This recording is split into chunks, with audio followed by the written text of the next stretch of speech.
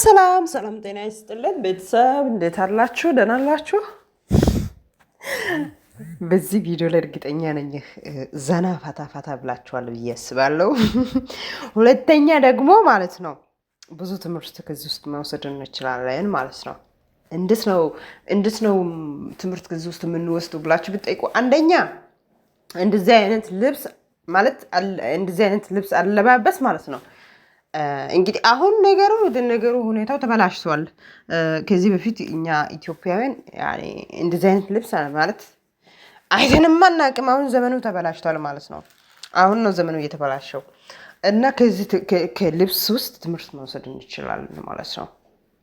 ከልብስ ውስጥ ትምህርት መውሰድ እንችላለን ማለት ነው።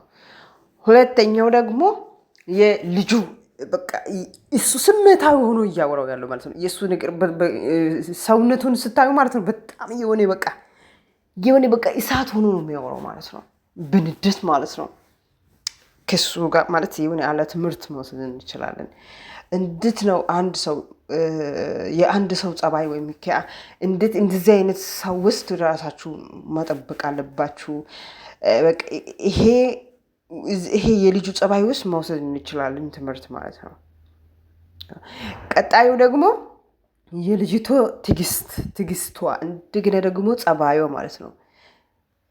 ማለት እሱ ውሃ በእሷ ላይ የባልዲ ውሃ ሁሉ በእሷ ላይ እንትን ሳደርግ ታገዘች። በቃ በጣም ታገዘች። ገብታችኋል? በጣም ማለት ነው ከእሷ ውስጥ ማለት ነው በጣም ትግስት መውሰድ እንችላለን። ትምህርት መውሰድ እንችላለን ማለት ነው። ለምሳሌ እንዴት እንደታገዘች ለምሳሌ እሱ እንደዚህ ውሃ እንደልክ ባልዲ ውሃ በሱ ላይ እንትን ሲያደርግ ማለት ነው የሆነ ድንጋይ ነገር የሆነ ነገር ወስታ በሱ ላይ ቢጣል ማለት ነው ኃይለኛ ግጭት ይፈጠራል ማለት ነው። ኃይለኛ ግጭት ወይም እንደዚህ አይነት ውስጥ ራሷ ማለት ራሷ እንትን የራሷ የሆነ አለ አይደለም መጎዳትም ትችላለች ወይም ትጎዳለች ማለት ነው። ያ ማለት የሆነ ድንጋይ ወስታ ጭንቅላቱ ላይ ብታደርግ ማለት ነው እሷም ትጎዳለች፣ እሱም ይጎዳል ማለት ነው። አሁን ከልጅቷ ምንድን ነው የወሰድነው?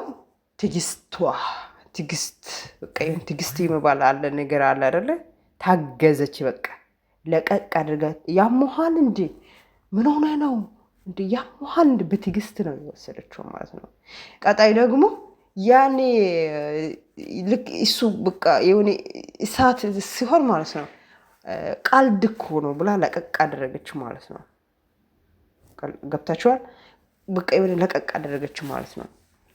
እና አንደኛ ከልጅቱ በኩልም ትምህርት እንወስዳለን ብያለው። ከልጁ በኩልም ትምህርት መውሰድ እንችላለን ብያለው። ከልጁ በኩል ደግሞ ያለው በቃ ሁኔታ በጣም ከባድ ነው። የሆነ በቃ ስታዩት በጣም ያስፈራል የእሱ ሁኔታው ማለት ነው። እንደል ይቀጠቀጣል። በቃ የሆነ በጣም ከባድ ነው። እሷ ራሱ በጣም ጎበዝ ናት። በጣም ማለት ነው። እንዴት ጎበዝ ናት ብላችሁ ብትጠይቁኝ፣ አንደኛ ቀስ እያለች ታወራለች በትዕግስት በቃ በትዕግስት እየታገዘች ታወራለች ማለት ነው። እሱ ግን ትዕግስት የሚባል ነገር የለውም ማለት ነው። እና መጨረሻ ላይ እሱ የባልዲ ውሃ በሷ ላይ እንትን የሚያደርግ ምን እንደሆነ ታውቁታላችሁ? ይሄንን በቃ ሽልቅ ማለት እሷ ጽድት ብላ እንግዲህ ራት አለኝ ከዱባይ ነው የመጣ ራት በቃ ለማብለት ራት አለኝ፣ ይሄ ነው የለበስኩት፣ ይሄ ነው በቃ ምናምን ብላ ያምራል ወይ ልሂድ ወይ ምናምን ብላ ፍቃድ ስጠይቅ በቃ ፈንት በልቷል ማለት ነው። ያ አሁን ለብሰሽ ጽድት ብለሽ ልትወጪ ነው አይደል? ስለዚህ እንደዚሁ በቃ ላብላሽ ምናምን ብሎ ነው እንግዲህ የባልዲ ውሃ እንትን ያደርገው ማለት ነው። እሷ እንደዚህ ለብሳ ጽድት ብላ ለማውጣት ተነስታ አክብራ ፍቃድ እሱን ጠየቀች። ሂጂ ይላታል። ሰምታችሁ ከሆነ ሂጂ ይላታል።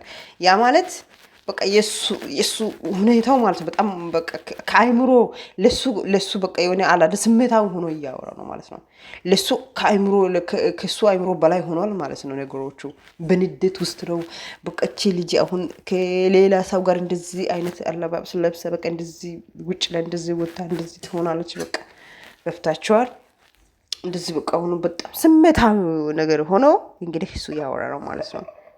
እሷ ግን ቃስ እያለች ጭንቅላቱን ፈተች ማለት ነው። ውድ ቤተሰቦቼ ወይኔ ወይ ትግስቷ ወይ ትግስቷ ወይ ትግስቷ እና እንደዚህ ማለት የፈለግኩት ከዚህ ውስጥ መማርም መውሰድም እንችላለን። የሰው ጸባይም መውሰድ እንችላለን። ከዚህ ውስጥ ስለ ልብስ በኩልም ስንመጣ ጊዜ መውሰድ እንችላለን። ልብስ እንደዚህ አይነት ልብስ ውስጥ ቋንጣ ነው፣ ላይ ደግሞ እንደዚህ ነው ማለት ከዚህ ውስጥ ብዙ ነገር መውሰድ እንችላለን። በነገራችን ላይ አሁን ኢትዮጵያ ላይ እንደ ድሮ አለባበስ ቀረ። ድሮ ቀሚስ፣ ድሮ ዜና ለብስ፣ ድሮ በቃ ድሮ ቀረ። እሱ ድሮ ቀረ፣ በእናታችን ድሮ ቀረ እና አሁን ቋንጣ፣ ጃፎን እንደው አንዳንዶቹ ሻሼ፣ ድሮ ሻሼ የለችም እሷም ጦት አካባቢ እንትን አድርጎ እንደዚህ ጃፎን አድርጎ ይለብሳሉ። አሁንም ኢትዮጵያ ላይ አለባበስ በጣም ጠፍቷል ማለት ተበላሽቷል ማለት ፈልጌ ነው። እና ከዚህ ውስጥ ብዙ ነገር መውሰድ መማር እንችላለን። በልጁ በኩልም በልጅቷ በኩልም ለማለት ፈልጌ ነው። በልጁ በኩልም በልጅቷ በኩልም ማለት ፈልጌ ነው። እነዚህ እንግዲህ ልጆች አሁን ኢትዮጵያ ላይ ያሉ ስለ እንትኖች ማለት ነው ዩቱበሮች ማለት ነው ራሴን አጠፋለሁ ወይም በቃ ትዳሬን እንደዚህ ብሎ ነው የሚሰሩት። እና እነዚህ ልጆች ደግሞ